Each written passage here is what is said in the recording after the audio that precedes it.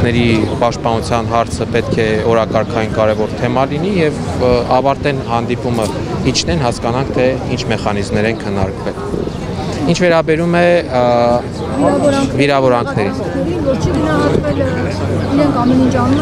ժողովուրդը գնահատել է ժողովրդի արածը եւ եթե հանրահավաքի ամբողջ ընթացքում տեսնեիք 10 անգամ շնորհակալություն է հայտնել Հայաստանի Հանրապետության մեր քույրերին եւ եղբայրներին տեղանությունից հետո ցուցաբերված հոգատարության, տեղանությունից հետո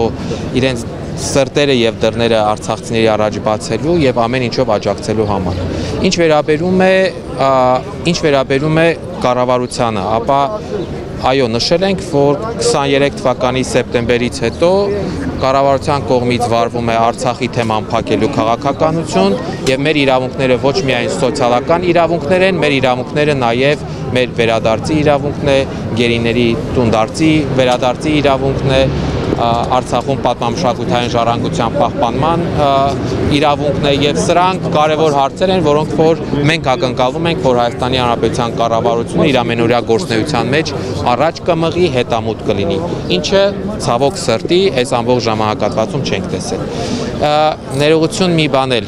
բոլոր նրանց ուզում եմ ուղղել խոսքս,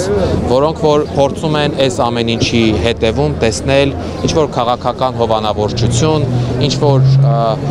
մեզ անվանել, ինչպես կոչեց, մեկը կա Լեռնային Ղարաբաղի ժողովրդին օգտագործում են որպես քաղաքական մսացու։ Քաղաքական մսացու դարձնում եք հենց դուք, որ ամեն բարձրացված իրավունքի համար պայքարը պիտակավորում եք, կանխակալ վերաբերմունքով դարձնում եք, չգիտեմ ինչ, եւ հրաժարվում եք միջազգայինորեն ստանձնած ձեր պարտավորություններից։ Ընդունել եք տեղահանվածներ, պարտավորություն ունեք այդ տեղահանվածների կարիքները հոգալու, բարի եղեք հոգալու եւ ամեն անգամ բարձրացված հարցերը մի տարեք ինչ-որ մի դաշտ, որտեղից ուղղակի պետք է այդ մերկապարոնոց հայտարարություններով թիրախավորեք մարդկանց։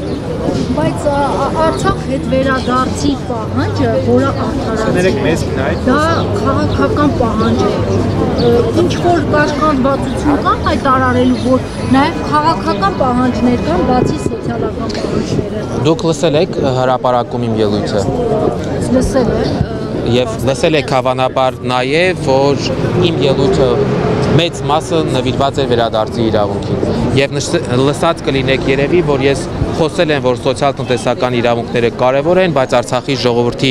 իրավունքների անկյունակարը Արցախի ժողովրդի վերադարձն է։ Որևէ կաշկանդվածություն չկա, չի կարող լինել, եւ ես նաև նշել եմ իմ ելույթում, որ մենք գործ ունենք ոչ թե ինչ-որ հեքիաթային պատումի հետ, մենք գործ ունենք իրավունքի հետ, որը ամրագրված է Արդարադատության միջազգային դատարանի որոշմամբ, որը ամրագրվում է ամենօրյա ռեժիմով տարբեր պետությունների կողմից ընդունվող հայտարարություններով, եւ պետք է բարի լինի Հայաստանի Հանրապետության կառավարությունը, որպես մի երկիր, որը 30 տարի շարունակ հանդես է եկել որպես Արցախի ժողովրդի իրավունքների երաշխավոր, շարունակի այս հարցը բանակցային օրակարգում պահել։ Չկա կաշկանդվածություն։ Կախեքել ես սա ասելու եմ։ Ինչ ուզում է լինի, ես սա ասելու եմ, որովհետև դա իմ իրավունքն է, 150,000 մարդու իրավունքն է, եւ 150,000 մարդ ամեն օր քնում եւ զարթնում է իր իրավունքի, իր վերադարձի բաղձալի երազանքով եւ նպատակով։ Վերջ, ինչպես փակենք մի բան, որը ըստ էության մեր ինքնությունն ու մեր էությունն է կազմում։ Այս երբ որ հասկանան այդ ամեն ինչը, արդեն կսկսեն քայլեր ձեռնարկել։ Եվ գիտեք, շատ տարօրինակ է նա, որ Շվեյցարիան բանաձև է ընդունում վերահաստատում այդ իրավունքը, իսկ համայն հայության պետություն համարվող Հայաստանի Հանրապետության իշխանությունները մի կողմ են դնում եւ ասում են մենք այդ հարցում կողմ չենք, ինչպես իրենք են ասում, մենք այդ հարցը չենք քննարկում։ Եթե բերում են բարձաբանում, թե իբր դրան հայելային Ադրբեջանը բերում է խորհրդային Հայաստանից տեղափոխված ադրբեջանցիների վերադարձ, ապա Ադրբեջանը ստենց թե նենց դա անում է։ Իրենք հրաժարվել են, բայց Ադրբեջանը ունի արևմտյան Ադրբեջանի հեռուստատեսություն, ամեն օր դրա մասին խոսում է։ Այո։ Եվ մյուս բանը, որ պետք է նշենք, անգամ ոչ հայամետ դիրքորոշմամբ հայտնի Տոյվո Կլարը,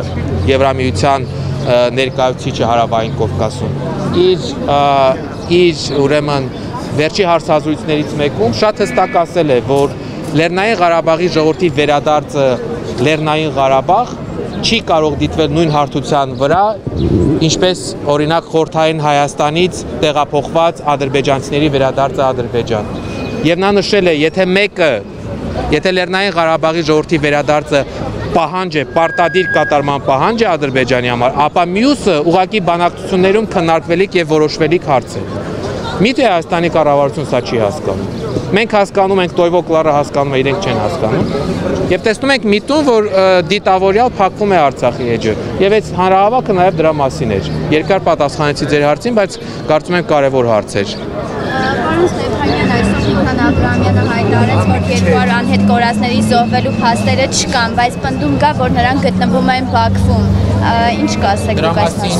2020 թվականից ի վեր բարձրաձայնել են բոլոր իրավապաշտպանները, որոնք որ փաստահավաք աշխատանքներ են իրականացրել, այդ թվում Արցախի ՄԻՊ-ը, այդ թվում Հայաստանի Հանրապետության ՄԻՊ հաստատությունը, հավաքագրված տվյալներով առնվազն 80 մարդու մասին կան որոշակի տվյալներ, որոնք փաստում են նրանց հավանական գերեվարության հանգամանքը։ Սրա մասին բարձրաձայնել ենք տարբեր միջազգային հարթակներում, տարբեր ատյաններում։ Շահագրգիռ քննարկումներ է պետք է սա։ Պարզ է, որ Ադրբեջանը մերժում է սա։ Եվ պետք է գտնել այդ մեխանիզմը, որով հնարավոր կլինի ավելի ամբողջական ինֆորմացիա։ Երբ որ անհետ կորածների ճակատագրերի պարզման ուղղությամբ առարկայական քննարկումներ լինեն, այդ հարցն էլ հավանաբար կդրվի քննարկման եւ կսպառվի։ Բայց քանի դեռ դրանք չկան, պարզ է, որ քանի անձը չի հայտնաբերվել, կա պնդում, որ նա հավանական գերի է։ Տիգրան Խաչատրյանի հետ այսօրվա հանդիպումից հասում է, թե իրոք կառավարությունը ուզում է արցախցիների խնդիրներ լուծել։ Ինչ ցասում կառավարության, դեռ մի հատ էլ կառավարությունը պետքա ցասում ցուցաբերի, այսինքն կարելի է անտեսել մարդկանց իրավունքները, մատնել ուղղակի անտարբերության, հետո մի հատ էլ իրենք պետքա ցասում արտահայտել։ Չէ, ես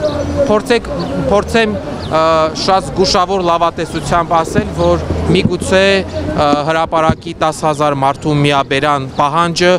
ինչ որ առումով տեղ է հասել եւ այս քննարկումը դրա հետևանքն է։